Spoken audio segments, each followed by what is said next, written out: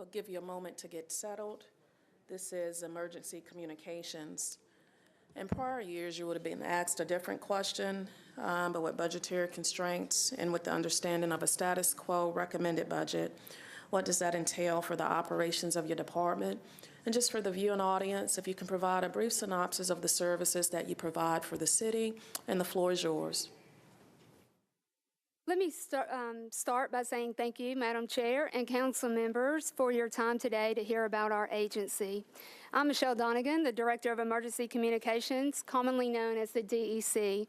With me, I have Finance Manager Dwayne Vance and Assistant Director over Operations Angie Milliken. In the audience, I have Assistant Director Michelle Peterson over Support Services and Mr. Mark Lyman, the Business Manager for the Emergency Communications Board. We will be able to operate within a status quo budget for FY19. It is going to require some creative thinking with regards to our resources. However, with the dedication of the men and women of the DEC, I feel we will certainly rise to the occasion. One of the most important requests that has to be postponed is the addition of a trainer position. We currently have one training supervisor and one trainer, which limits the ability to have concurrent training. When talking about training, this includes 4 to 5 6-week call-taking classes, 4 to 5 2-week dispatch classes, 1 week of fire training class, not to mention the vast amount of in-service training that our employees experience annually. However, we will do all we can to manage our calendar with the resources we have available. As for the services our organization provides, the Department of Emergency Communications is a consolidated center, meaning they answer calls for service and dispatch for fire, police, and medical. In 2017, we again answered over 1.6 million calls for service to the non-emergency and to the emergency 911 line. The average answer time for 911 emergency line was 14 seconds. When you consider things such as, 1, the tremendous call volume, 2, the numerous occasions where call takers must stay on the line to deliver pre-arrival instructions, and 3, the need to stay on the line with the caller till the first responder arrives, when considering just those 3 things, it certainly makes the 14-second average answer time for the 911 emergency line a success. We also have telecommunicators and supervisors who are part of our field incident response support team, known as the FIRST team. This team lends support to our first responders during special events and/or incidents. Thus far, in FY18, we have provided support to 316 special events. It's also important to note that in November, our agency did receive our 4th reaccreditation from the Commission for the Accreditation of Law Enforcement Agencies, also known as CALEA. By striving to achieve this accreditation recognition, it causes the agency to review processes and procedures to ensure the best practices are followed, which in turn means efficient services to those that we serve. I would be remiss if I didn't mention our support division. This includes our IT section that's responsible for our telephone service, our CAD system, which is the computer-aided dispatch network, and many other technical advances. We also have our quality assurance section, which reviews the overall DEC agency performance to ensure we are providing the best service possible. They also assist many other metro agencies upon request. And finally, we have our own human resources and training sections that facilitates the recruitment, the hiring, the training, and the promotion of DEC employees. So that is a quick summary of who we are and what we do. As stated within our mission statement, we truly serve as a vital link between the citizens and the emergency responders of Nashville and Davidson County. And it's our mission to do that in an efficient, prompt, and courteous manner. The men and women of DEC are truly public servants who often under extremely stressful circumstances are dedicated to providing service to those who are in need. Any questions? Thank you so much. Great presentation also. Thank you. Vice Chair Schulman. Thank you, Madam Chair and Director. Yes. So think we all very much appreciate what you all do, and have tremendous respect for the employees that work in this division.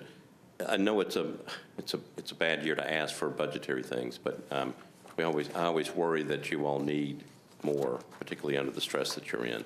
So you're bypassing a trainer position. Is there anything else, if we ever figure out this budget situation, what other things? I just worry that we sometimes overlook you all. Yes, and the stress that's involved in that. I just worry about that. So I know it's not a good year to ask, but I'm just curious, are there other things that could make your all's life a little bit easier?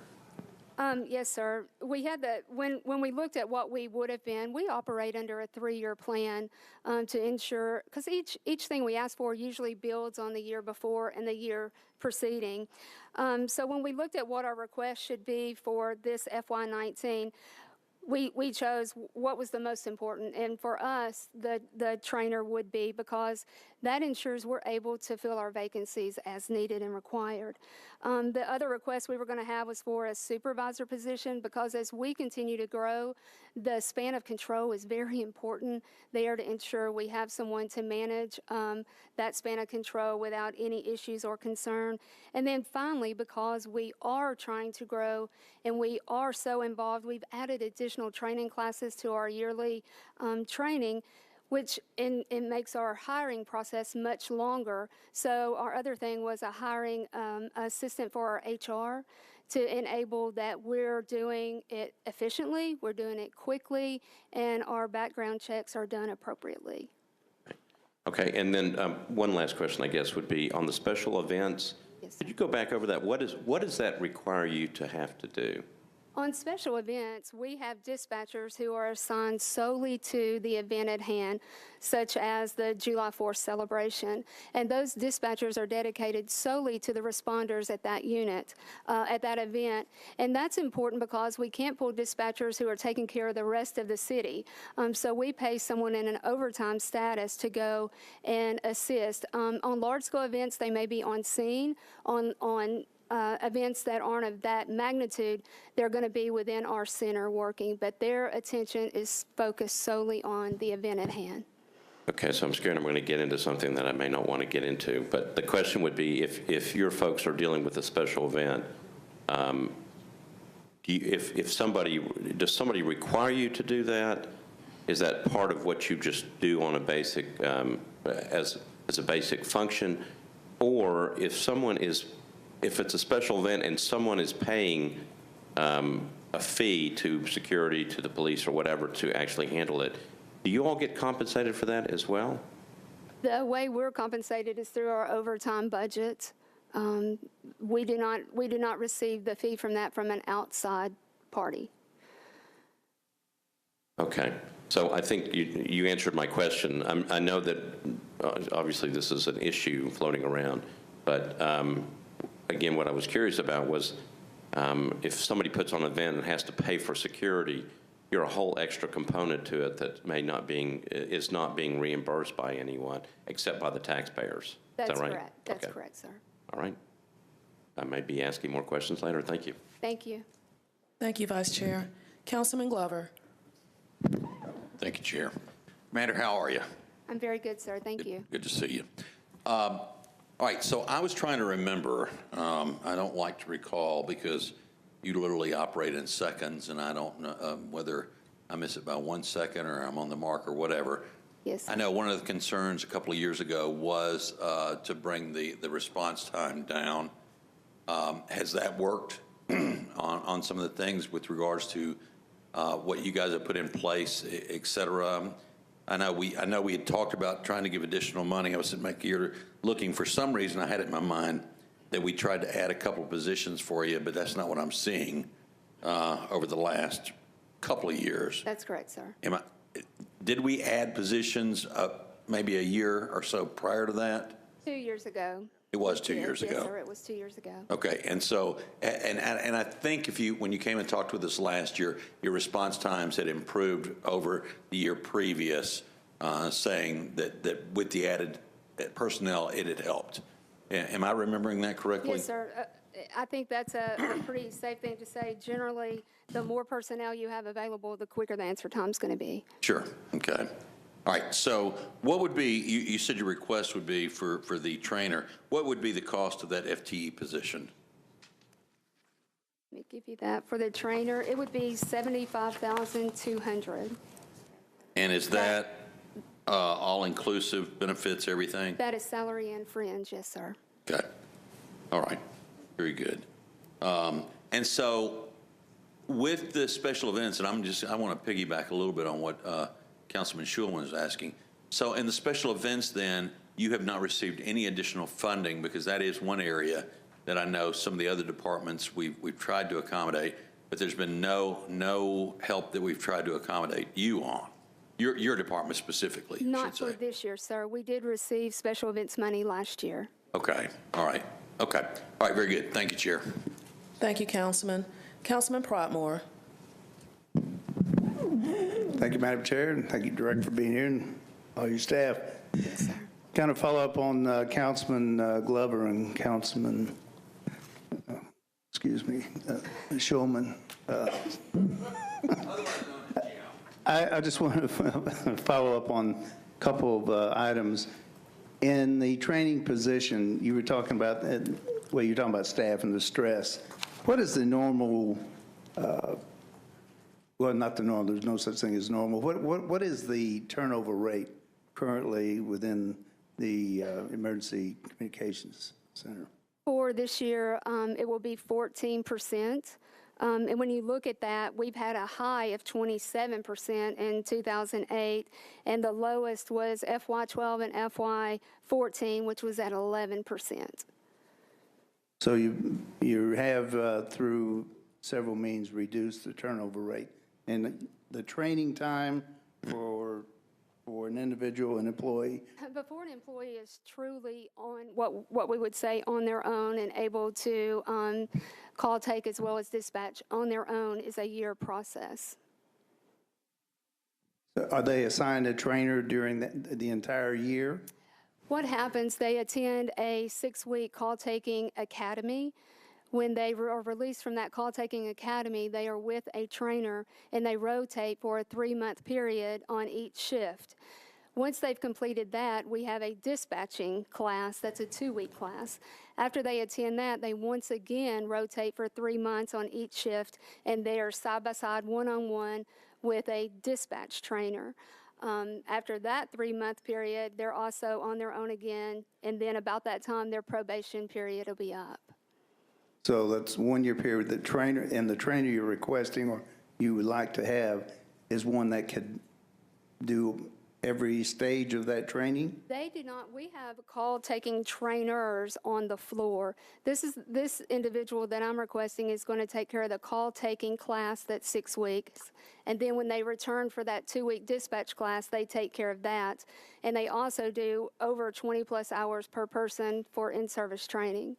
So they are a trainer, but right now on a calendar, when you look at having 4 or 5 classes of each of those a year, you've about used up every week of the year. The problem is we're unable to run concurrent. We can't have a call-taking session of 6 weeks and a 2-week training, dispatch training at the same time, because we only have one person to train it. So it makes it very difficult for us to schedule our 6-week call-taking class, because we have to do it around her teaching in service and or around her teaching a fire class or a dispatch class. So if we had 2 trainers, we could run 2 different types of training concurrently, and it would speed everything up for us. Okay. Well, I want to thank you for all you're doing in balancing all the balls and keeping them in the air. And we appreciate all you do for us. Thank you. Sir. Thank you, Councilman Prottmore. Councilwoman Allen. Thank you, Madam Chair. Thank y'all for being here. I think you already said this, but I just missed it. How many calls a year do y'all answer? It's over 1.6 million. Million. Yes, ma'am, and that's the non-emergency and the 911 emergency line. And how does that break down between those? Is it about half and half, or? No, ma'am, it's on the 911, we were over 300,000, over 300, probably closer to 400,000, 380 for the 911 line itself. Gotcha. That's amazing. And at any given shift, you've got about 50 people hanging out? I mean, do you have 4 different shifts, or how does that? We have 3 different shifts. 3 shifts. Yes, ma'am. And it varies from shift to shift. Of course, your ADTEL is busy with the business district of the day. The evening shift has their own challenges. And then there's a small period of time on the midnights. It may slow down or it may not. So we do it by call volume is the distribution of personnel. Just based on the data from your past history? Yes, ma'am. That's Okay, correct. great. Thank you very much. Appreciate all y'all do. Yes, ma'am. Thank you. Thank you, Council Lady. Council Lady Dow. Thank you, and thank you for being here. I have a couple of questions. I didn't hear you speak this year about the space. I noticed in the past years, we've always talked about space, and I was wondering if you could address where we are with the status of the space. And then the second item I wanted to talk about is about the technology. I know recently I saw the report about the Waffle House incident and the 911 call that was made there, and being able to locate and identify the location based upon mobile phone usage. And I want to make sure that we're funding and have the best technology available there. And I know we spoke about this in the past years. I just want to get an update on where we are with that and make sure and see if it's included in this operating in our capital budgets. Yes, ma'am. As for the location, I'm very glad you asked about that. We are in the process. Right now, we have completed a risk assessment has been done. We are also in the planning and design phase where we're utilizing the funds that were given to us in the previous capital budget. We've completed the program list, and they're using that program list to work on the preliminary design regarding the square footage. Right now, we do, in fact, have I would call it a living document, but it depicts the square footage. And you have to remember that the Emergency Communications Center, the new one, is planning on, for now, housing the Emergency Communications, the Office of Emergency Management, the EOC, which is commonly known as the War Room, the hub for 311, and then there's also an area for Metro Data Center storage as well. And that's important, the square footage. The current center we're in, as I have said in the years past, we have literally outgrown that facility. We all used to be years ago on one floor, which is the best case scenario for us to operate with call taking and dispatching. As the city grew, police precincts grew, it forced us onto 2 different floors, and that's not the best case scenario. So the new layout certainly has everyone on one floor. What we're looking at right now, if the police precincts adds 1 more, we are in a position to where we would have to take away a call taking position to establish a dispatch console area, and that's not best case scenario for our city. So that's basically where we're at, square footage-wise. We don't have an exact number on that, but we're very close. And not only is it, I think, for the building, not only is it the growth that we need a new building and the layout, but also to ensure we're ADA compliant in all areas, and the condition of our existing facility, even though it will, in fact, be our backup center, because we're going to save money when we no longer have to rent our backup center. The condition of it certainly needs a little updating and a little TLC to keep it running. And once we're in the new facility, we'll be able to have that done as well. You have an estimate of when you're going to be in the new facility? No, ma'am, we'll know a lot more after the capital budget is completed. So is that a request that you're putting in with this capital budget, that you've stressed that there's a need to have this included and we move forward with it? Yes, ma'am. Okay. Absolutely. And what about the technology the other question I had is about the technology and what investments we're making in technology, because I know when they say this is status quo, I just want to make sure that when different department heads come up here, they say, yes, we can operate within these confines, but Right. I think it's important that we let the public know, because the public decides whether they want to pay or not. If there is a need and it warrants making an investment, I think it's necessary that we do, regardless of what the status quo is. We can find money Yes, from ma'am. other departments because we can base it on priority. So I want to know a little bit about the technology we're using and what type of strides we've made with regard to using the mobile technology and the texting. We talked about that once before. on those two items? And that's my last question. Yes, ma'am. As far as technology, the emergency communications is in a unique and fortunate position to have the ECD board that reimburses for many items related to 911. And our technology is one of those areas that's budgeted for them to reimburse us. So technically, the status quo budget is not going to impact ensuring we have the best technology that we can for our citizens. So this operating budget, the budget we've worked out with ECD, we have taken care of technology 100%. So we're very fortunate in that arena. Okay, so we have the new mobile technology in place and it's operating now. We have, I'm not sure. Well, by for new what example, you're I know in the past we talked about people using their landlines to call in to 911, and when they use a landline, it's easier to identify their location. But as we see more and more people migrate to using mobile cell phones, I'm wanting to know, do we have technology in place, the best technology in place to identify the location of people using mobile phones now? Yes, ma'am. The landline is absolutely by far the best way to know an exact location. If you call from a landline, we're going to have the exact numerical you're calling from. For cell phone technology, it relies on an anti-alley for a phase 2 or better phone. And what comes in then, you get a coordinate, and that's from the phone providers. And that's going to come in, it may come in initially as a tower, where the closest tower that it hits off of. After it comes in from the tower, it can zero in into a block radius. It can give us a block. It may give us a cross street.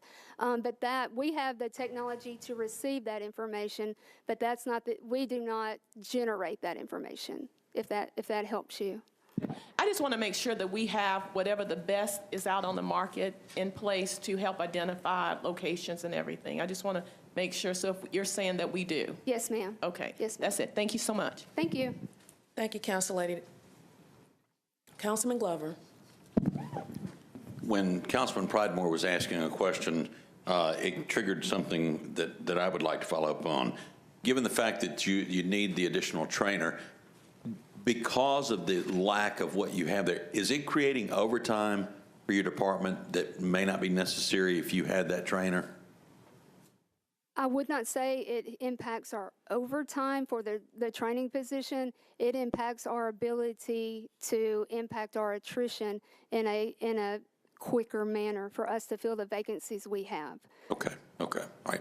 Thank you, Chair. Thank you, Councilman. Council Lady Hurd. Thank you, Madam Chair. I'd just like to know how many bilingual dispatchers do you have? What we utilize at the Department of Emergency Communications is a language line service. It's an interpreter service. We actually have 2 that we utilize right now. It's better for us to allow that to the professionals who are able to translate the various languages, because even individual languages have different dialects. So to ensure we're getting it right, the information that's being called in, we utilize these services. If you just look at April alone, we received requests that were for 19 different languages within our county that we had to reach out to interpreter services for. For the entire year, I think we had 47 different languages that we had to reach out and get interpretation services for. Right now, I believe we have utilized the service for this fiscal year 6,800 times. Yes, ma'am. You're welcome. Thank you so much, Council Lady. Ms. Dunnigan, thank you so much. Seeing no other council members seeking recognition, thank you to your team and your staff for the service that you provide to this great city. Thank you so much. Thank you.